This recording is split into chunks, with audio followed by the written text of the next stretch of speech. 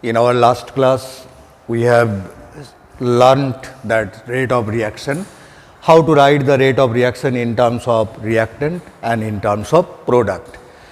Let us start from here. Suppose this is a reaction, formation of ammonia from nitrogen and hydrogen.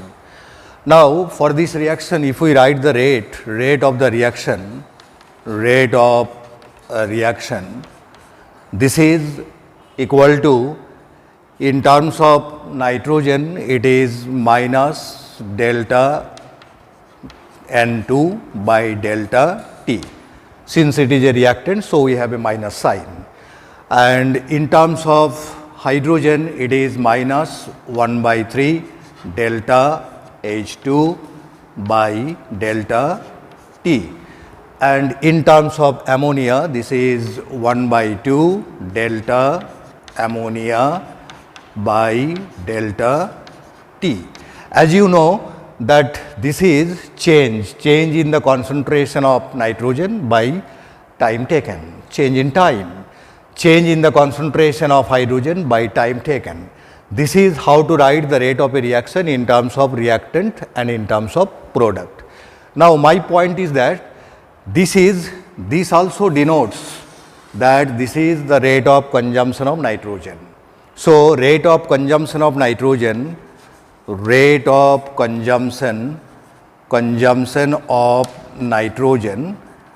this can be written in this way, minus delta N2 by delta T. Similarly, rate of consumption of hydrogen, this can be written as minus delta H2 by delta T. And rate of formation of ammonia, NH3, this can be written in the symbolic form, it is delta NH3 by delta T. So, see here, there are some important terms related to this rate of the reaction. The terms are, rate of the reaction is directly equal to rate of consumption of nitrogen, and rate of the reaction is equal to 1 by 3 into rate of consumption of hydrogen, and rate of the reaction is equal to 1 by 2 into rate of formation of ammonia. Out of these quantities, if any value of any quantity is given, you can find out the other quantities. So, this usually this is asked in terms of questions, in terms of problems. See, let us discuss this problem. What is the problem? Suppose in this reaction it is given the rate of formation of ammonia. Rate of formation of ammonia is given, and it is 1.2 into 10 to the power minus 4 mole per liter. This is concentration, molarity, and this is time. So, the unit will be mole per liter per second. You can also write the unit of rate, mole per liter per minute, mole per liter per hour, depending upon the speed of the reaction. Now, here this is given, and you have to find out the rate of the reaction.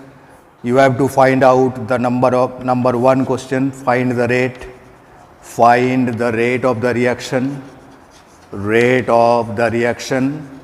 Number two, find the rate of consumption of hydrogen, find the rate of consumption of hydrogen.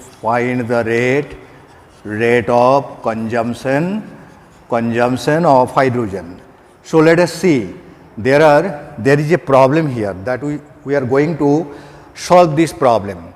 This is given, rate of formation of ammonia is given, you have to find rate of the reaction, you have to find the rate of consumption of hydrogen. Now, you can write that rate of the reaction equals to in terms of this one, for rate of formation, what is given? Rate of the reaction equals to half into rate of formation of ammonia, rate of formation of ammonia, rate of formation of ammonia. So you can directly find out the value, half into 1.2 into 10 to the power minus 4. This is equal to 0.6 into 10 to the power minus 4 molarity per second. So mole per second or molarity per second, you can write molarity per second also in place of mole per liter. So this is the first problem. First problem is done. First part of the problem is done. Now you have to find the second part. Find the rate of consumption of hydrogen. You have to find this part. So you know this is related to find the rate of consumption of hydrogen. Rate of consumption of hydrogen is also related to rate of the reaction. Once you get the rate of the reaction, you can find out this value from here, or you can apply this relation to find out the value of this. This is also given in the problem. So what is the how to do it? You can do in this way. Second part of the problem.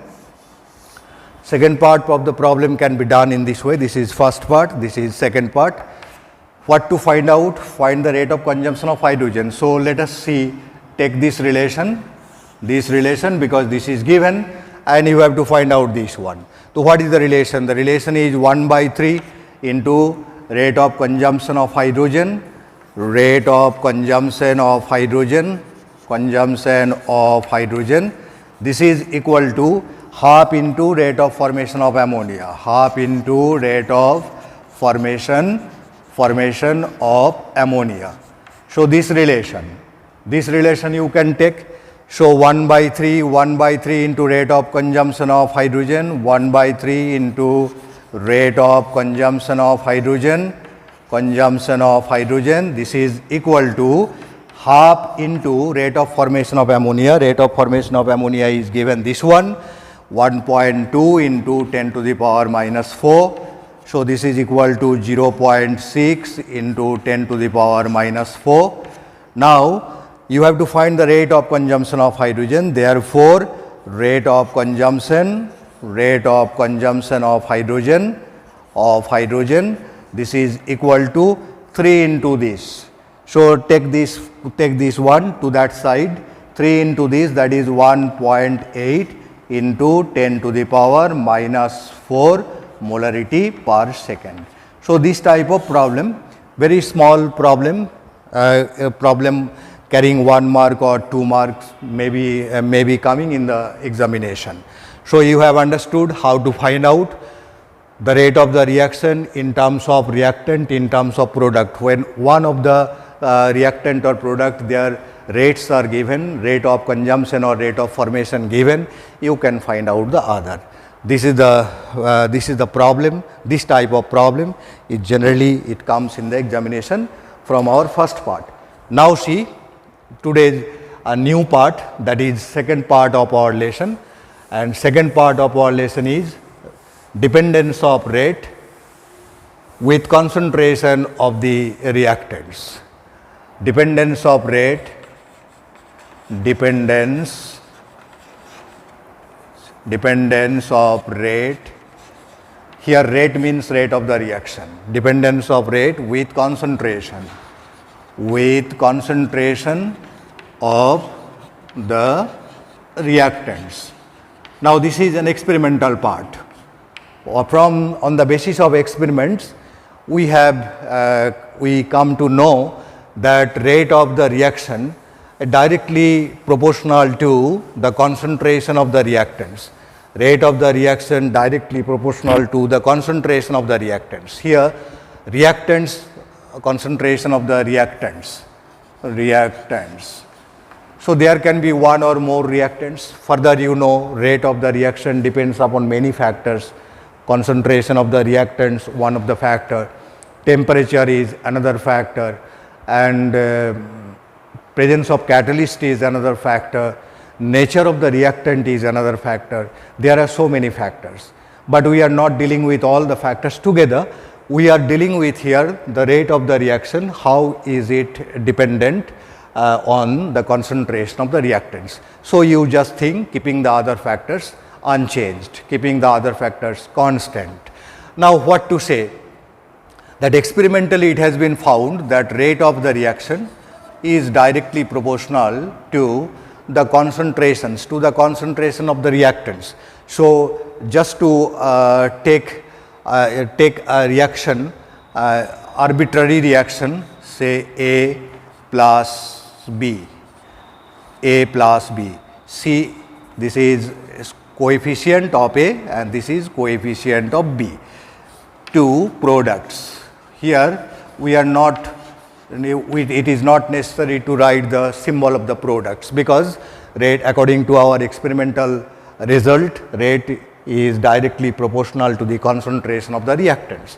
So A is the reactant, B is the reactant, and small a is the molar coefficient and small b is the molar coefficient of B. Now according to the rate law, this is experimental rate law, so it is known as rate law. Rate is directly proportional to the concentration of reactant A and concentration of reactant B. Molar concentration, this is molar concentration of reactant A, molar concentration of reactant B, with some powers which x and y, which may or may not be equal to the respective stoichiometric coefficient. So x may be equal to A, x may not be equal to A, as far as our experimental results are concerned, and y may be equal to B, y may not be equal to B. So we have to write some other terms as power, not A, not B. Sometimes we see that x equal to A, sometimes we see that y equals to B, maybe so, and many times we have seen that x is not equal to A, y is not equal to B. That is why it is necessary to write unknown powers. These are known, but these are unknown. Now see, this is rate expression according to rate law. So what is rate law? Rate law states that rate of the reaction is directly proportional to the product of molar concentration of the reactants with some powers which may or may not be equal to their respective molar coefficients. This is our rate law. So I am stating it again, rate of the reaction is directly proportional to the product of molar concentrations of the reactants with some powers which may or may not be equal to their respective molar coefficient. This is rate law. Now according to rate law, we have written the rate expression.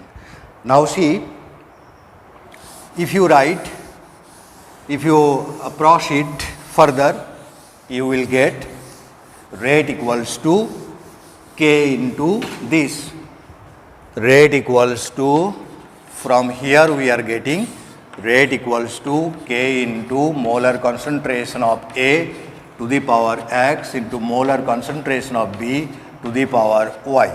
Now what are they? Here K is called rate constant, and x and y, x is called order of the reaction, with respect to A, and y is called order of the reaction with respect to B, and order of the reaction, overall order of the reaction, this is equal to x plus y.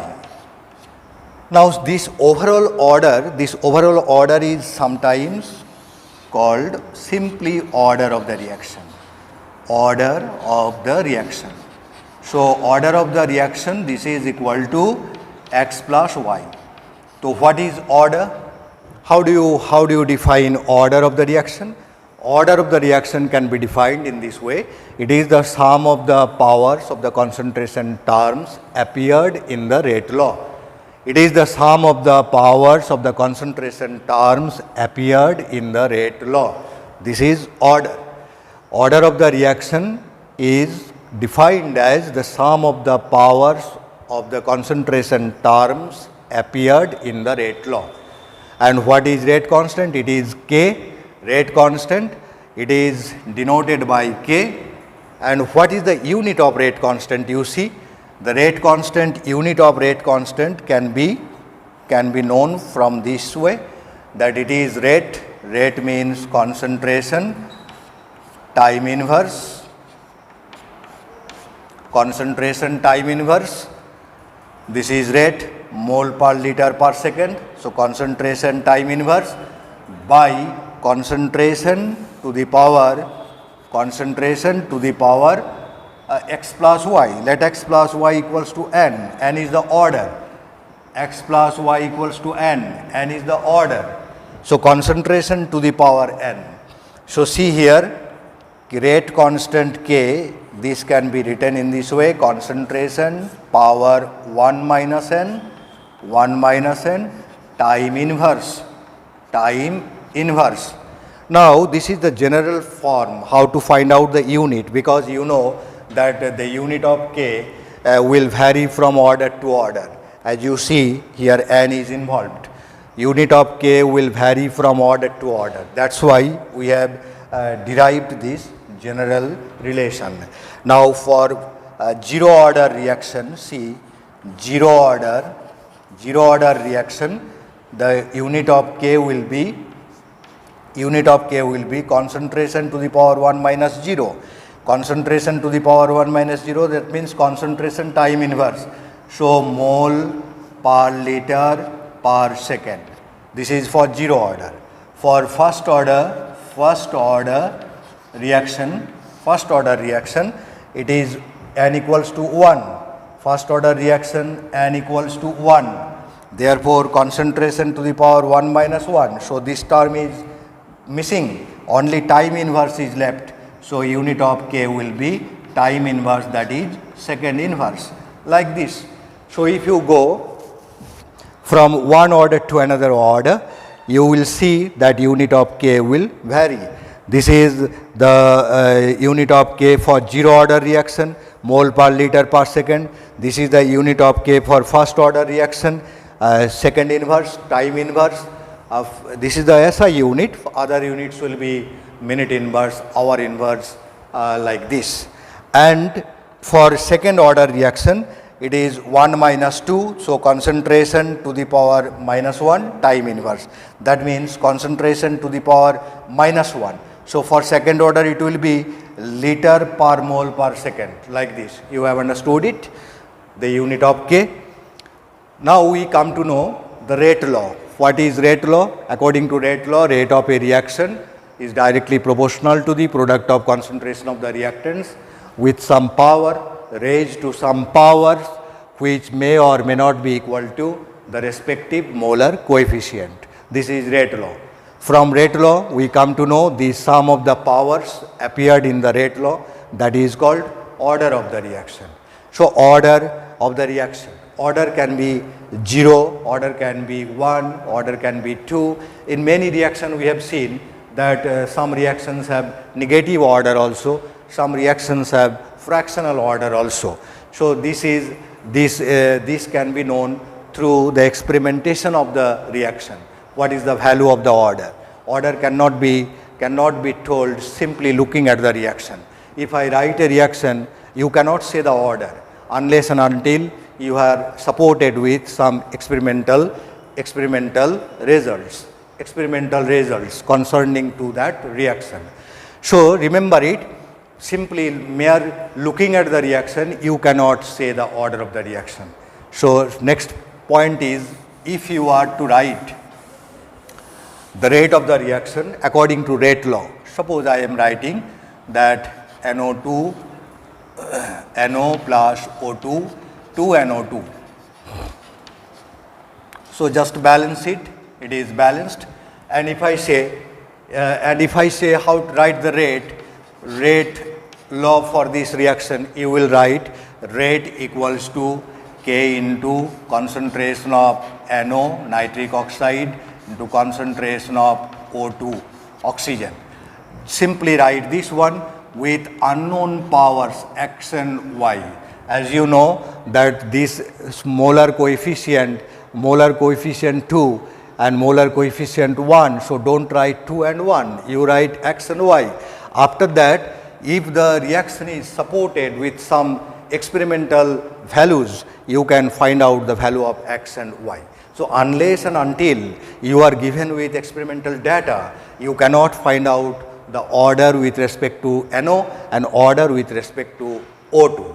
This much we come to know regarding rate law, we come to know regarding order of the reaction, and we come to know regarding the rate constant and the unit of rate constant.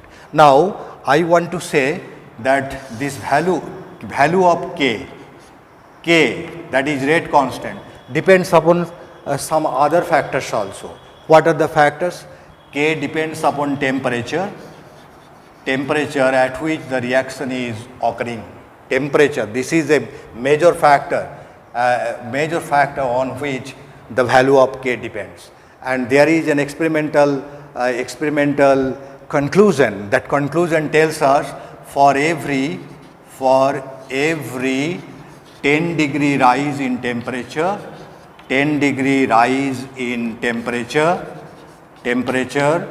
the value of